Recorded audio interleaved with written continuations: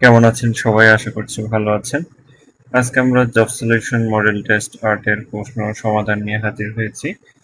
গত শুক্রবার আমাদের যে job selection model test art পরীক্ষা অনুষ্ঠিত হয়েছে, সেখানে আহ, যে লিখিত অংশের 2টি অঙ্ক এবং এমসিকিউ অংশের 16টি অঙ্ক সহ বাংলা ইংরেজি সাধারণ জ্ঞান যে বিষয়গুলো বোঝানোর মতো বিষয়, সেই বিষয়গুলো আপনাদেরকে বোঝানোর চেষ্টা করব। আসলে আমাদের চাকরি প্রস্তুতির ক্ষেত্রে বর্তমানে আসলে কম্পিটিশন খুবই আহ, কি বলে বেশি হয়েছে। কারণ হচ্ছে যেখানে পোস্ট 100টা থাকে সেখানে প্রায় 1 লাখের উপরে আবেদন করে, হ্যাঁ, সেই কারণে প্রতিযোগিতা খুবই এখন বেশি। এর মধ্যে ধরেন 50% অর্থাৎ 1 লাখ আবেদন করলে 50,000 আপনার মিনিমাম হচ্ছে পড়াশোনার বাইরে থাকে। আর এমনি মিডিয়াম যারা প্রস্তুতি তাদের 20,000 আমরা ধরতে পারি। আসলে মূল কম্পিটিশন হয় 7 থেকে 10,000-এর মধ্যে, হ্যাঁ, যারা রেগুলার পড়াশোনার মধ্যে রয়েছে। এখন তার মধ্যে থেকে আপনার সেরা 100-র মধ্যে থেকে আপনার চাকরি আহ, নিশ্চিত করার জন্য আসলে মডেল টেস্ট দেওয়ার কোনো বিকল্প নাই। প্রতিটা টপিক বেসিক সহকারে পড়ার পাশাপাশি অবশ্যই মডেল টেস্ট পরীক্ষায় অংশগ্রহণ করা উচিত। তাহলে আসলে মডেল টেস্ট পরীক্ষা দিলে নিজের ভুল ত্রুটিগুলো সংশোধন হয় এবং পরীক্ষা হলে যে ভয়ভীতি সেটা দূর হয়। এর পাশাপাশি হচ্ছে আহ, নিজের যে কি অগ্রগতি হচ্ছে বা কোথায় সমস্যা বা কিভাবে ইমপ্রুভ করা যায় প্ল্যানিং চেঞ্জ করে সেভাবে আগানো যায়, হ্যাঁ। সেই লক্ষ্যে আমাদের এমসিকিউ 60 নম্বরের ছিল এবং লিখিত 40 নম্বর। আমাদের এ সপ্তাহে সর্বোচ্চ নম্বর পেয়েছে কাজী ইয়াসমিন বিথি, সে প্রথম হয়েছে, 77.75 নম্বর পেয়েছে। এখন আমরা অঙ্কগুলোর সমাধান একটু দেখে নেব। আমরা তার খাতা থেকেই আমরা একটু আহ, দেখি যে সে লিখিত অংশটা কিভাবে লিখেছে। আমাদের লিখিত অংশের সেটা এমসিকিউ যে লিখিত অংশ থাকে পিছন পার্ট, সেখানেই 1 নম্বরের যে প্রশ্নগুলো সেগুলো লেখা হয়েছে। আর যে 18 নম্বরের লিখিত অংশ, এই যে লিখেছে দেখেন, আসলে লিখিত পরীক্ষার খাতা আপনার উপস্থাপন এবং লেখা যত সুন্দর হবে মার্ক তত বেশি আশা করা যায় পাবেন। কারণ হচ্ছে উপস্থাপনা এবং লেখার উপর নির্ভর করে যে পরীক্ষক খাতা দেখবেন তার দেখবেন যে মন ভালো হয়ে যাবে, হ্যাঁ। যদি এলোমেলো লেখা অগোছালো লেখা হয় তাহলে পরীক্ষকও মানে আগ্রহ করে আর খাতা দেখবেন না, হ্যাঁ। তো আমাদের ভাব সম্প্রসারণ ছিল। ভাব সম্প্রসারণ সাধারণত এই প্যাটার্নে লেখার নিয়ম, এই প্যাটার্নে লিখলে যে মূল ভাব থাকবে, সম্প্রসারিত ভাব এবং মন্তব্য। এখানে আমাদের মার্ক আমরা সাধারণত লিখিত পরীক্ষায় 5 থাকে, আমরা এখানে 3 নম্বর দিয়েছি। একটা বানান ভুলের কারণে নাম্বার কেটেছি, সে 2.75 পেয়েছে। উপস্থাপনা সুন্দর কিন্তু বানানের দিকে যত্নবান হতে হবে, এইভাবে তাকে করা হয়েছে। এরপরে 2 নম্বরের একটা প্রশ্ন ছিল যে হরমোজ প্রণালী কি কারণে গুরুত্বপূর্ণ, হ্যাঁ। সেখানে তার উপস্থাপনায় কিছুটা ত্রুটি বিচ্যুতি ছিল, সেই কারণে নাম্বার কাটা গিয়েছে। এখন আমাদের যে মূল যে অঙ্কটা, আরেকটা ছিল প্যারাগ্রাফ। প্যারাগ্রাফও কিছু বানান ভুলের জন্য নাম্বার কেটেছি, 3 নম্বর ছিল প্যারাগ্রাফে। আসলে প্যারাগ্রাফ সাধারণত যখন 5 নম্বর হয় তখন মিনিমাম আপনারা চেষ্টা করবেন যে 1 পৃষ্ঠা বা 8 থেকে 10 লাইন লেখার জন্য, হ্যাঁ। এখন আমরা লিখিত আহ, যে অঙ্কটা ছিল সেই অঙ্কটা আমরা করার চেষ্টা করব। লিখিত অংশের অঙ্কটি ছিল হচ্ছে একটি নল 12 মিনিটে একটি খালি চৌবাচ্চা পূর্ণ করতে পারে। অপর একটি নল প্রতি মিনিটে 14 লিটার পানি বের করে দেয়। চৌবাচ্চাটি খালি থাকা অবস্থায় দুটি নল একসঙ্গে খুলে দেওয়া হয় এবং চৌবাচ্চাটি 96 মিনিটে পূর্ণ হয়। চৌবাচ্চাটিতে কত লিটার পানি ধরে, হ্যাঁ। এটাই ছিল আমাদের অঙ্ক। এখন এই অঙ্কটা বিথি কিভাবে করেছে তার অঙ্ক থেকে আমরা বুঝিয়ে দেওয়ার চেষ্টা করছি। এটা আসলে আমি করতে গেলে একটু সময় লাগবে, তাই এখান থেকে এভাবে বুঝিয়ে দিচ্ছি। তাহলে প্রশ্নে দেওয়া হচ্ছে যে চৌবাচ্চাটিতে পানি ধরে হচ্ছে, সে ধরে নিয়েছে, হ্যাঁ, মনে করি যে চৌবাচ্চাটিতে পানি ধরে x লিটার। এক্স লিটার হচ্ছে সর্বমোট যে এত লিটার পানি ধরবে।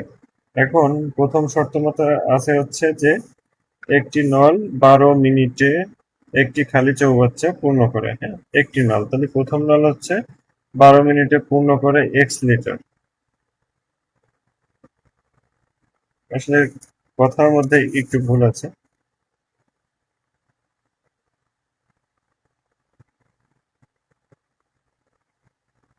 সরি, ঠিক আছে ঠিক আছে, 12 মিনিটে পূর্ণ হয়, পূর্ণ করতে বলছে। হ্যাঁ, 12 মিনিটে একটি খালি চৌবাচ্চা পূর্ণ করতে পারে এক্স লিটার, 1 মিনিটে পূর্ণ করবে এক্স বাই 12 লিটার। এরপরে হচ্ছে দেওয়া আছে যে অপর একটি নল প্রতি মিনিটে 14 লিটার বের করে দেয়। হ্যাঁ, এখানে এই কথাটা একটু লিখতে হতো। এই অবশ্যই লেখা উচিত, আপনারা যারা তারা হচ্ছে অবশ্যই লিখবেন যে যে অপর একটি নল দ্বারা প্রতি মিনিটে 14 লিটার পানি বের করে দেয়। হ্যাঁ, এটা লিখতে হবে যে দ্বিতীয় নল বা অপর একটি নল 14 লিটার পানি বের করে দেয়। আপনারা এইখানে সেই অংশটা লিখতে পারেন। এরপরে চৌবাচ্চাটি খালি থাকা অবস্থায় দুটি নল একসঙ্গে খুলে দেওয়া হয় এবং চৌবাচ্চাটি 96 মিনিটে পূর্ণ হয়। এখন পরবর্তী শর্ত মতে হচ্ছে দুটি নল যেহেতু একসাথে কাজ করছে, তাহলে 96 মিনিটে পূর্ণ হয় এক্স লিটার, 1 মিনিটে পূর্ণ হয় এক্স বাই 96 লিটার। এখন শর্ত মতে এইখানে একটু বোঝার বিষয় হচ্ছে, সেটা হচ্ছে এক্স বাই 12 হচ্ছে পূর্ণ হচ্ছে। হ্যাঁ, আমরা যখন হুম, দুটি নল যখন একসঙ্গে খুলে দেওয়া হচ্ছে, তাহলে আহ, একটি থেকে আরেকটি, একটি কাজ থেকে যদি আরেকটি কাজ বিয়োগ করি, হ্যাঁ, বা একটি নলের কাছ থেকে আরেকটি বা মোট যে নল এটা আমরা বিয়োগ করি, তাহলে হচ্ছে আমাদের অপর একটি নলের যে 14 লিটার পানি বের করে দেয় সেটা পাওয়া যায়। হ্যাঁ, তাহলে হচ্ছে এখানে আমরা লসাগু করলে 96, এইট এক্স, এবং উত্তর আসবে হচ্ছে 192। এইখানে আসলে অনেক সময় কনফিউশন হয় যে এইটা এই পাশে যাবে না এটা এই পাশে যাবে। সবসময় এরকম কনফিউশন হলে তাহলে সহজ বিষয় হচ্ছে আপনার দেখবেন যে কোনটা ছোট, যে যে মানটা ছোট সেটা হচ্ছে বড় মানটা থেকে বিয়োগ হবে, এটা কিন্তু বড়। আমরা যদি এটাকে আহ, এখানে যদি 1 ধরি, তাহলে 1 কে 12 দ্বারা ভাগ করলে মান কিন্তু এটার থেকে বড় হবে, 1/96 ভাগের থেকে বড় হবে। সেই কারণে এটা প্রথমে, এটা এভাবে আপনারা বুঝতে পারেন অনেক সময় যদি মাথা নিয়ে আসে। হ্যাঁ, বিথি মনে হয় এই ভুলটা প্রথমে করেছিল, তারপর এটা ঠিক করেছে। যাই হোক, রাত আপনারা করতে পারেন এরকম সাইডে, সমস্যা নেই।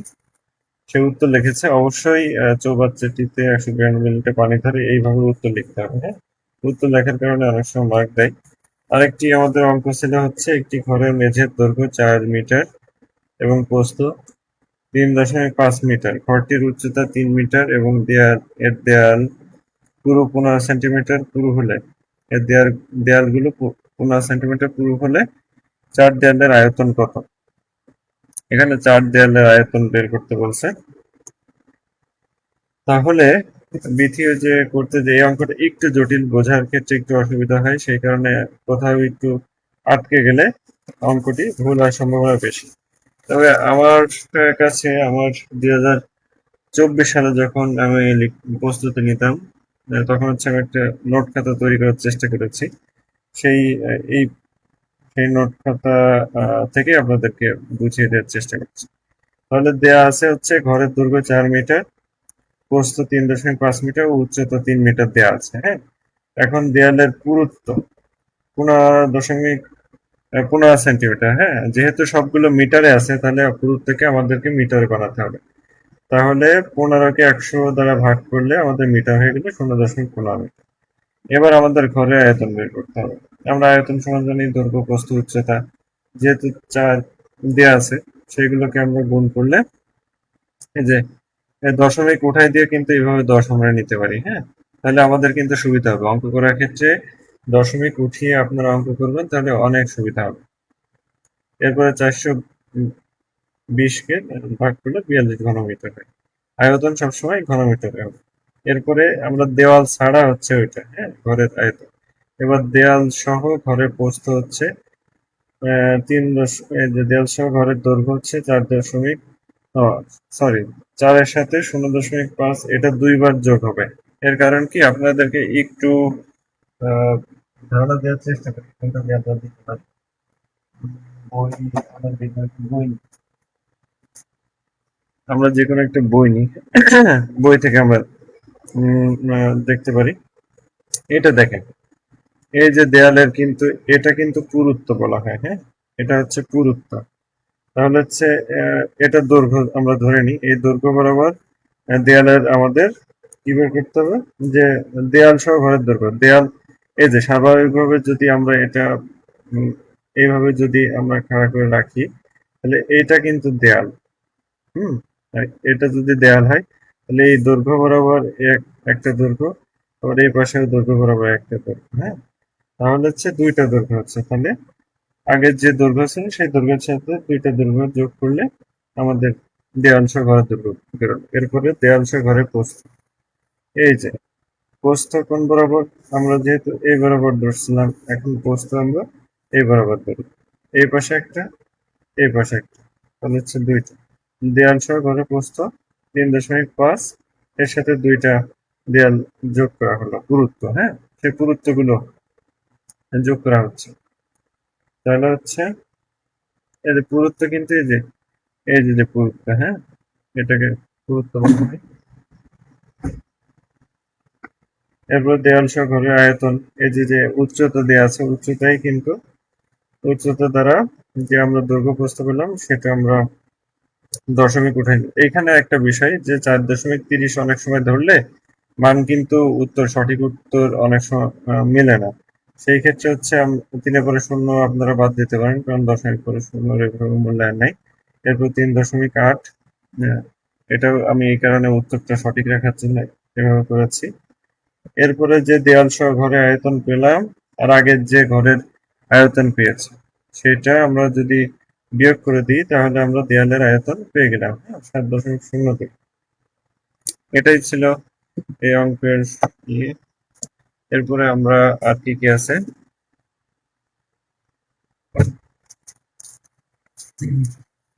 লিখিত অংশে এই যে জল পড়ে পাতা নড়ে, এটা নিয়ে কিন্তু অনেকের কনফিউশন সৃষ্টি হয়েছিল যে এটা কি হওয়া উচিত, হ্যাঁ।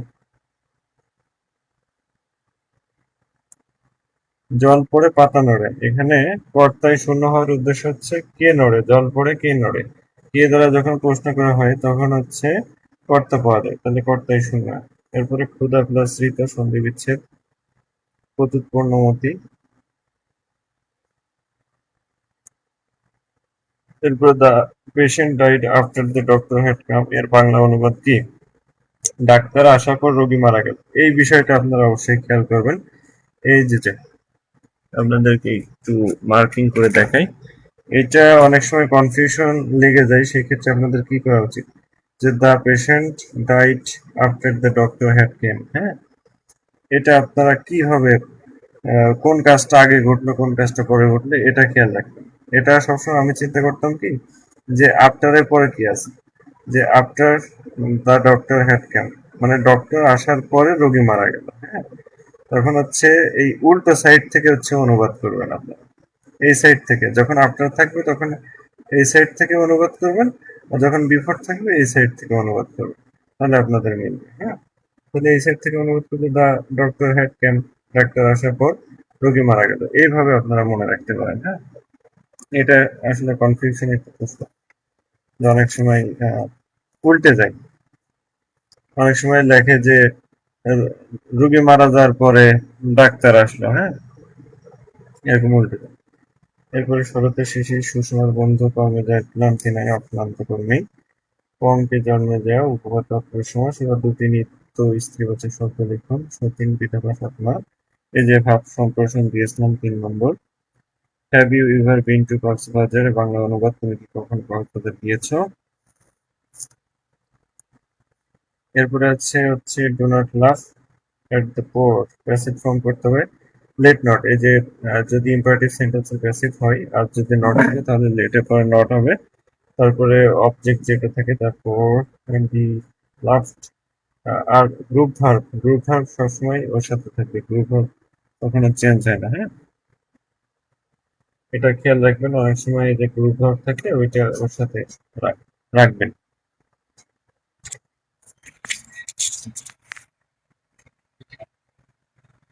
এরপরে write the plural number of knifes হবে। এবার র্যামের ফেমিনাইন ফর্ম হচ্ছে ewe. He has no control over himself.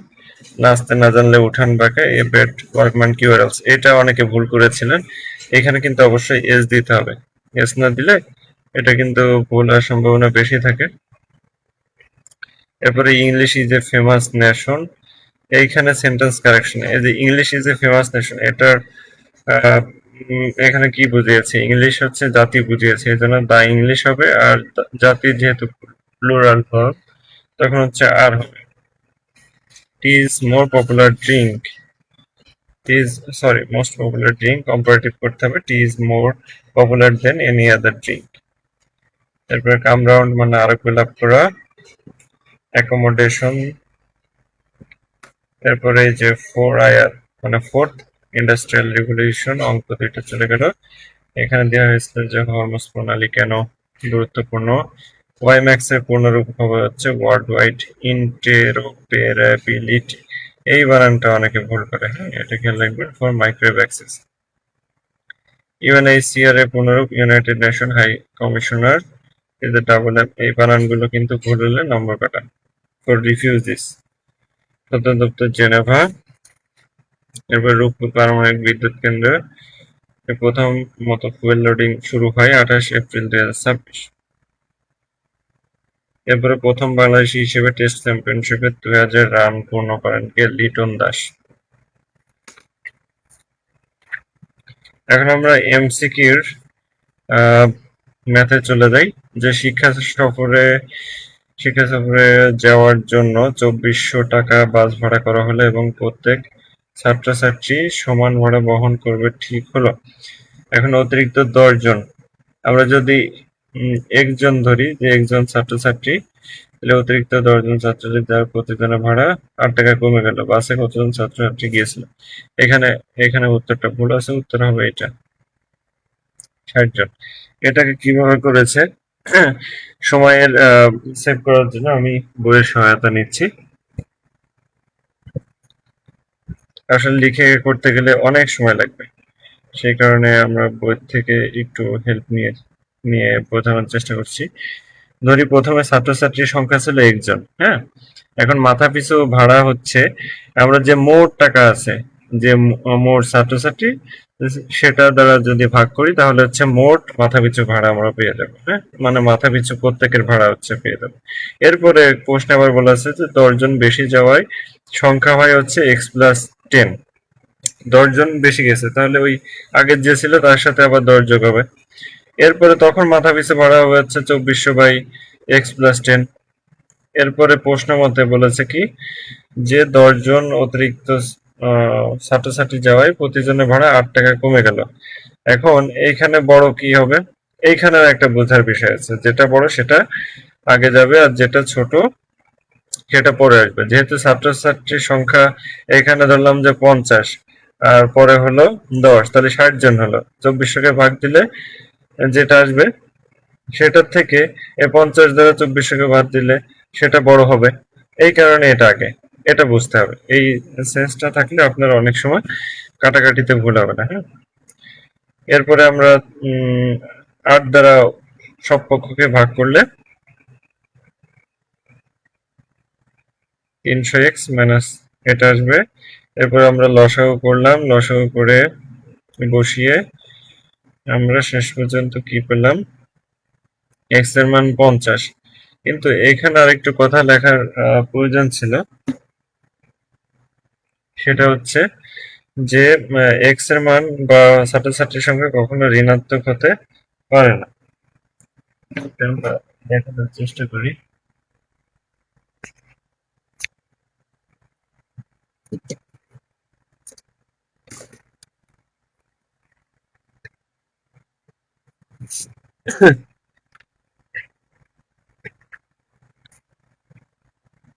এই যে x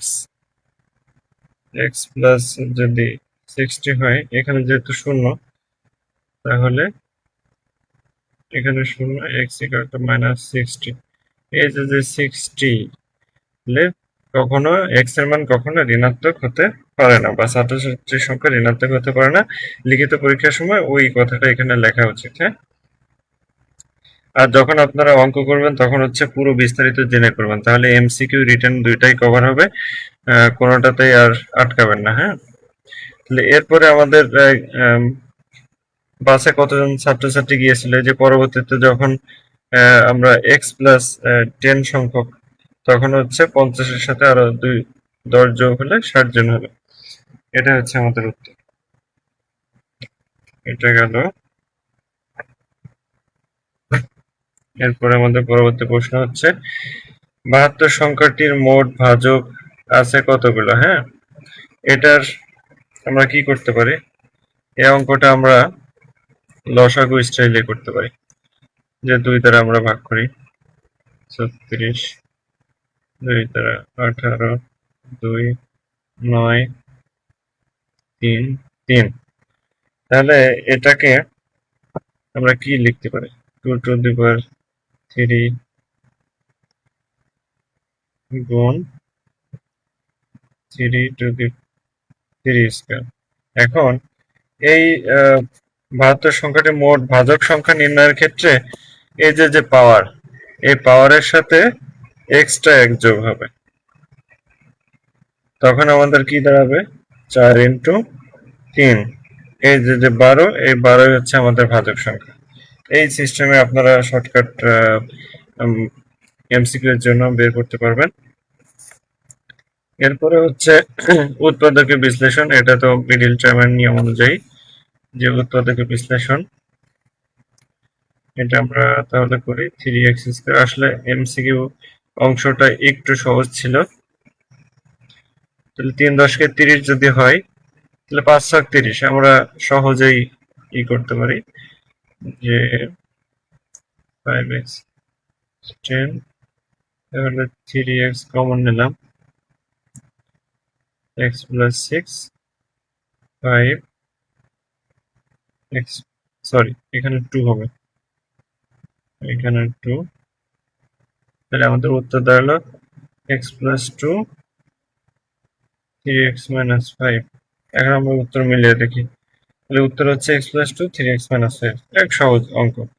এই ছোট ছোট অঙ্কগুলোই কিন্তু সব ধরনের পরীক্ষায় এসে থাকে। হ্যাঁ, উৎপাদক বিশ্লেষণ।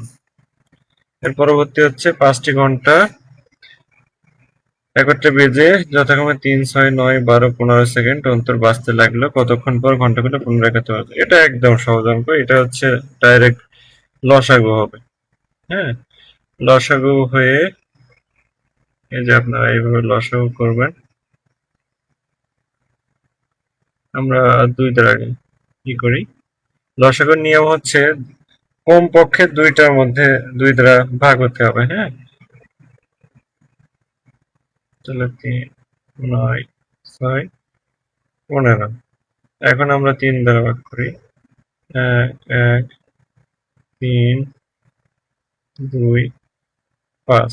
এখন আমরা গুণ করে দেব, 5 দুগুণে 10, 3 10 কে 30, 3 30 90, 90 দুগুণে 180, 180 সেকেন্ড সমান হচ্ছে 3 মিনিট।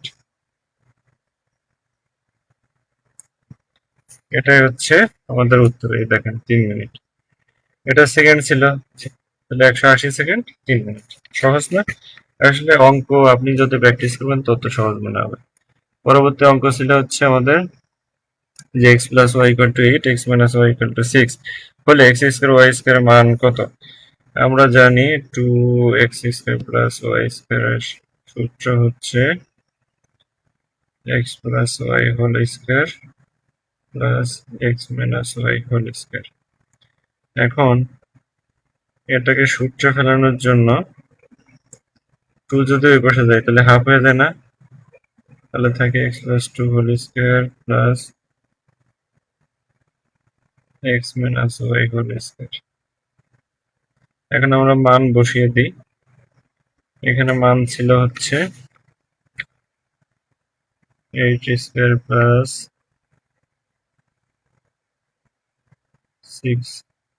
6²। তাহলে হাফ থাকলো। এটাকে আমরা ডাইরেক্ট এভাবেও নিচে দিয়ে দিতে পারি, এইভাবে না দিয়ে এভাবেও আমরা নিচে দিয়ে দিতে পারি সহজভাবে, তাহলে বোঝার ক্ষেত্রে সুবিধা হবে, তাই না? তাহলে 64 প্লাস 36/2, তাহলে 100/2, উত্তর হবে 50। এটা আমাদের উত্তর কিন্তু 50। ঠিক আছে, এখন পরবর্তী প্রশ্ন হচ্ছে যে একটি ট্রেন 72 কিলোমিটার গতিতে একটি সেতু 1 মিনিটে পার হলো, ট্রেনের দৈর্ঘ্য 700 মিটার হলে সেতুটির দৈর্ঘ্য কত মিটার? তাহলে আমাদেরকে আগে লিখিত পরীক্ষার প্যাটার্নে যদি আগাই, তাহলে আমরা খুব সুন্দরভাবে কিন্তু বুঝতে পারবো। তাহলে একটি ট্রেন, এখানে যে প্রশ্নটা আছে, একটি ট্রেন 72 কিলোমিটার গতিতে একটি সেতু 1 মিনিটে পার হয়, হ্যাঁ, 1 মিনিটে পার হয়, তাহলে আমাদের মিটার এবং সেকেন্ডে আমরা বের করতে পারি। মিনিট, যেহেতু মিনিট দেওয়া আছে, তাহলে আমরা 60, হ্যাঁ, আমরা 60 মিনিট ধরে করতে পারি। তাহলে 72 কিলোমিটার সমান 1000। এটাকে মিটারে করতে হলে 1000 দ্বারা গুণ করতে হবে, তাহলে 72,000 মিটার। 72,000 মিটার, হ্যাঁ, আমরা মিটারে করে নিলাম। আর আমরা জানি যে তাহলে 72 কিলোমিটার হলে তাহলে 3600 সেকেন্ড, তাহলে 60 মিনিট, তাহলে ঘন্টায়, একটি ট্রেন ঘন্টায় এত কিলোমিটার গতিতে যায়। তাহলে আমাদের 60 মিনিটে, এদের যেহেতু দৈর্ঘ্য নির্ণয় করতে বলছে, তাহলে আমরা লিখিত লিখি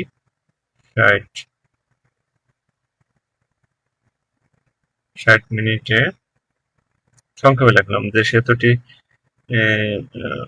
দূরত্ব অতিক্রম করে, বা মোট দূরত্ব, হ্যাঁ, হচ্ছে 72,000 মিটার। এবার 1 মিনিটে তাহলে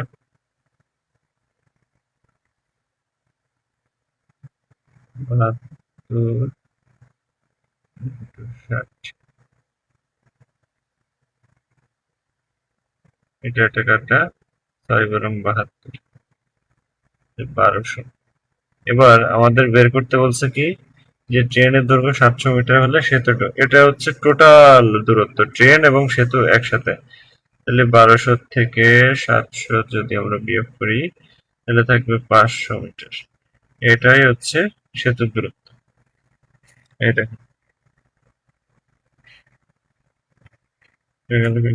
এই যে 500 মিটার, 500 মিটার কিন্তু আমরা সেতুর দৈর্ঘ্য পেয়ে গেলাম। এইভাবে আপনারা বের করতে পারেন। এরপরে এটা কিন্তু সূত্র একদম দেখেন সহজ, সাইন স্কয়ার এ প্লাস কজ স্কয়ার এ। আমরা যদি ধরি যে sine square theta plus cos square থিটার মান কত, 1, আর সাইন 90 ডিগ্রি মান 1, সাইন 90 ডিগ্রি মান 1, এই কারণে হচ্ছে উত্তর হচ্ছে সাইন 90 ডিগ্রি হবে। হ্যাঁ, এবার 1 মাসে রহিমের বেতন 10% বৃদ্ধি পেল, কিন্তু করোনার কারণে পরবর্তী মাসে 10% হ্রাস পেল। এতে রহিমের শতকরা কত লাভ বা ক্ষতি হলো? এই দেখেন, এটা কিন্তু শর্টকাট নিয়মও আছে, যে A plus minus B plus minus A into B into 100, এটা হলো শর্টকাট সূত্র। হ্যাঁ, শর্টকাট সূত্রে আমরা মান বসাই দিই। তাহলে প্রথমে বৃদ্ধি পেল প্লাস, তারপরে কমে গেল -10, এরপরে আবার কি হলো, এটা আমরা প্লাসে ধরে রাখি, এরপরে 10 কমে গেল, মাইনাস -10 হবে, না, 10 বৃদ্ধি পেলে -10 কমে গেল, এবার 100। এবার আমরা এই কাটাকাটি করি, তাহলে এখানে থাকতেছে 10 -10, আবার এখানে এই মাইনাসের কারণে -1 থাকতেছে, তাহলে কি হলো 10 -11 থাকতেছে -1, যেহেতু মাইনাস তাহলে কমে গেল, এটা হলো শর্টকাট নিয়ম। তাহলে উত্তর হচ্ছে 1%। হ্যাঁ, আবার যদি আমরা অন্যভাবেও করতে পারি, লিখিত ভাবে, ওটা একটু সময় লাগবে, ওইটার দেখাচ্ছে না। তাহলে 1 মিটার সমান কত ইঞ্চি? এটা মুখস্থ 39.37। এটা অনেক পরীক্ষায় এসে থাকে, হ্যাঁ, যে 13 থেকে 20তম গ্রেডে পরীক্ষায় এমসিকিউতে এগুলো এসে থাকে। এই যে আরেকটি সূত্র হচ্ছে সমান্তরাল সূত্র, 1+2+3+4+ডট+99 সমান কত? হ্যাঁ, এটা সূত্র হচ্ছে n ইন্টু n+1 সমান 100। তাহলে n এর মান হচ্ছে n99। এই যে 99 হচ্ছে n এর মান। তাহলে 9 ইন্টু +1, সরি, এখানে হবে হচ্ছে 2, সূত্র এখানে হবে 2। তাহলে হচ্ছে 99 ইন্টু 100, এখানে 2 কেটে 50, উত্তর হবে 49। যদি 50-এর সাথে 100 হতো তাহলে 5000, একটা কম, সহজ হিসাব। তাহলে 49.50, এটা হচ্ছে উত্তর। এখানে দেখেন 49.50। এইভাবে আসলে প্র্যাকটিস, অঙ্ক হচ্ছে যত প্র্যাকটিস করবেন আপনার তত বেসিক ক্লিয়ার হবে। হুম, আর তত দ্রুত পরীক্ষার হলে করতে পারবেন। আর অবশ্যই এমসিকিউ এর ক্ষেত্রে অঙ্ক সবার শেষে করার চেষ্টা করবেন, কারণ অঙ্ক একবার যদি আপনি আটকে যান তাহলে কিন্তু মাথা এলোমেলো হয়ে যাবে, তখন অন্যান্য পারা জিনিসও আর পারবেন না। এই জন্য প্রথমে বাংলা, তারপরে সাধারণ জ্ঞান, তারপরে ইংরেজি, তারপর হচ্ছে ম্যাথ পড়বেন, হ্যাঁ, 2 3 4 স্টেপে আপনারা আগাবেন। এরপরে হচ্ছে মুখস্থ, এটা 1 নটিক্যাল মাইল সমান হচ্ছে কত মিটার? 1853.18 মিটার। এবার একটি সামান্তরিকের ক্ষেত্রের ভূমি 40 মিটার, উচ্চতা 50 মিটার। ডাইরেক্ট সূত্র, হ্যাঁ, সামান্তরিকের সূত্র আমরা জানি যে ভূমি ইন্টু উচ্চতা। এটা হচ্ছে সামান্তরিকের সূত্র, ডাইরেক্ট গুণ করে দিলেই আমাদের উত্তর বের হয়ে গেল।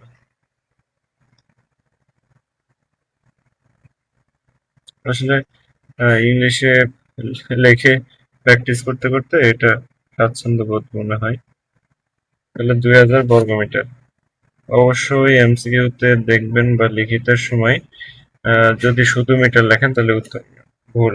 ক্ষেত্রফল বের করতে বললে বর্গমিটার, আর আয়তন বের করতে বললে ঘনমিটার।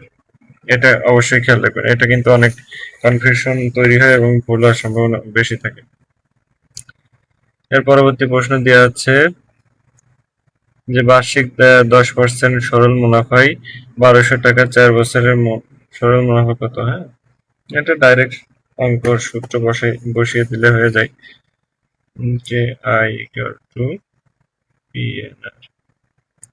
আমাদের সরল মুনাফা বের করতে বলছে, হ্যাঁ, পিএনআর।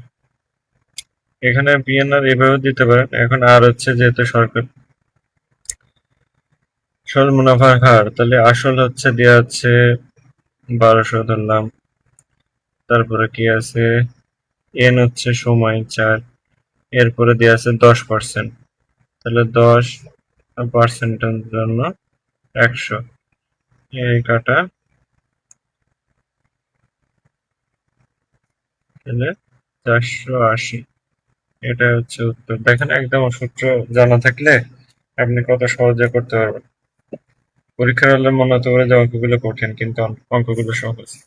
এরপর কি আছে, একটি বর্গক্ষেত্রের পরিসীমা একটি আয়তক্ষেত্রের পরিসীমা সমান। আয়তক্ষেত্রের দৈর্ঘ্য প্রস্থের 3 গুণ এবং ক্ষেত্রফল এত বর্গমিটার হলে ক্ষেত্রফল 1 বর্গ দৈর্ঘ্য। এখন এটা আমরা করব। একটি বর্গক্ষেত্রের পরিসীমা একটি আয়তক্ষেত্রের পরিসীমার সমান। তাহলে আয়তক্ষেত্রের দৈর্ঘ্য আমরা ধরলাম x এবং প্রস্থ ধরলাম x, প্রস্থ হচ্ছে x ধরি। তাহলে প্রস্থের 3 গুণ দৈর্ঘ্য হচ্ছে প্রস্থের 3 গুণ, দৈর্ঘ্য হচ্ছে প্রস্থের 3 গুণ, তাহলে 3x। এটা ক্ষেত্রফল হলো। এখন ক্ষেত্রফল কত দেওয়া আছে আমি একটু শর্টকাট করছি, 768। তাহলে বা 3x স্কয়ার ইকুয়াল টু 768 বা 768 ইন্টু 3। এটা ভাগ করতে হবে, ভাগ করলে কত আসবে আমরা ভাগ করি। আপনারা এইভাবে অনেক সময় ডাইরেক্ট না পারলে এভাবে ভাগ করে নেবেন যে 26165 15186, তাহলে দাঁড়াচ্ছে এক্স স্কয়ার সমান হচ্ছে 256। তাহলে আমরা বর্গমূল করব x সমান 256, এর বর্গমূল আসবে হচ্ছে 16। এখন 16 যখন আসলো, এটা বললাম হচ্ছে আমরা প্রস্থ, 16 হচ্ছে প্রস্থ, তাহলে দৈর্ঘ্য হবে হচ্ছে 3 ইন্টু 16 48। আমরা আয়তক্ষেত্রের পরিসীমার সূত্র কি জানি? পরিসীমার সূত্র হচ্ছে 2 ইন্টু দৈর্ঘ্য প্লাস প্রস্থ, এটা হচ্ছে পরিসীমার সূত্র। তাহলে হচ্ছে দৈর্ঘ্য পেলাম 48, প্রস্থ 16,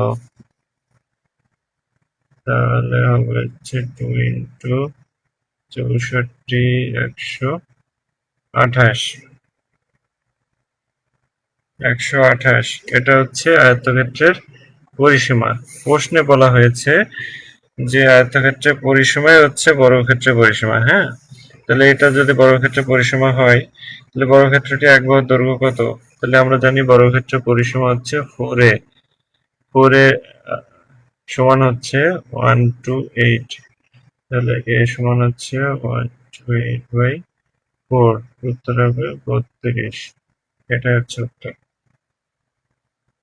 তাহলে দেখছেন আসলে প্রতিটা বিষয় বা যত প্র্যাকটিস করবেন অঙ্ক কিন্তু তত সহজ। আমাদের অঙ্কের অংশ শেষ হয়ে গেল।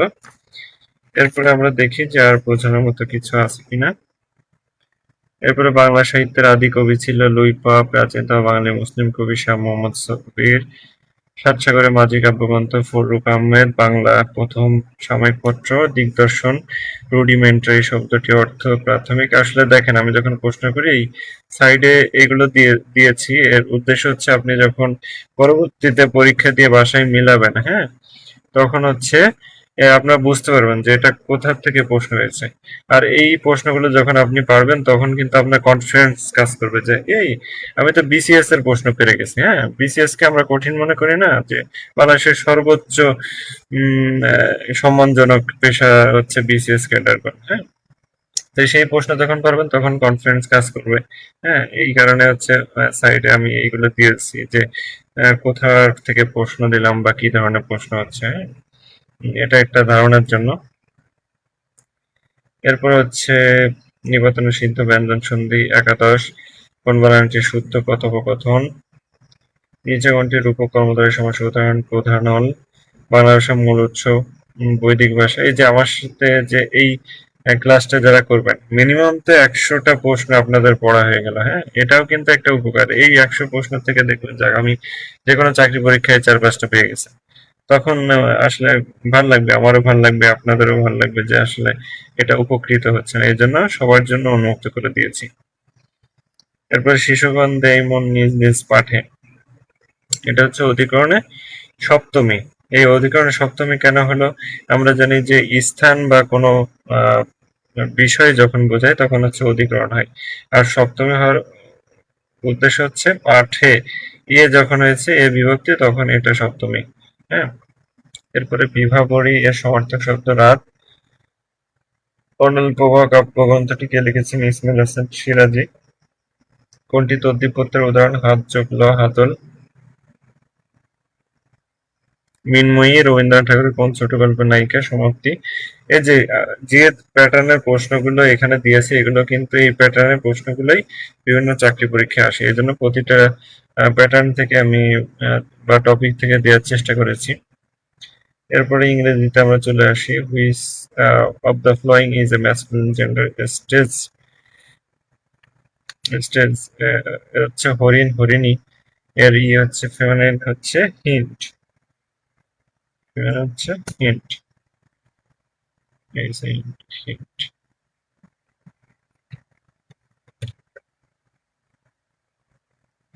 এরপরে আছে অসারের তর্জন গর্জন সার। এই প্রশ্নটার সঠিক কিন্তু মিনিং হবে অ্যান এমটি ভেসেল সাউন্ডস মাস। অনেক জায়গায় বার্কিং ডগ সেলডম বাইটস আছে, কিন্তু এটা আসলে যদি আমরা অ্যাপ্রোপ্রিয়েট ধরি তখন হচ্ছে এটা, কিন্তু অনেক বইতে এটা দেওয়ার কারণে দুইটাই হয়, তবে অ্যাপ্রোপ্রিয়েট কিন্তু এটা হবে। তবে bank close at 4 PM, don't they ব্যাংকে, ব্যাংক যেহেতু প্লুরাল, যে হ্যাঁ সমগ্র ব্যাংকে বুঝিয়েছে, এই কারণে হচ্ছে ডোন্ট দে হবে। Tag question, who wrote the play the Tempest, লিখেছেন উইলিয়াম শেক্সপিয়ার। এই শেক্সপিয়ার থেকে যে কোনো চাকরি পরীক্ষায় এসে থাকে প্রশ্ন। এই কবি সাহিত্যিকদের আসলে বিখ্যাত বই, তাদের উক্তি এবং তাদের সাহিত্যকর্মের চরিত্রগুলো কিন্তু এসে থাকে পরীক্ষায়। রিমুভ রিমুভ নাউন শব্দটির প্লুরাল হচ্ছে রিমুভাল। এবার none but the brave deserve the fair. হ্যাঁ, এটা দা হবে দুইটাই। Which one is noun? Song. Song গান, একটা নাম বুঝিয়েছে, এই কারণে noun. He advised me give smoking, to give up smoking হবে এখানে। A person who writes about his own life,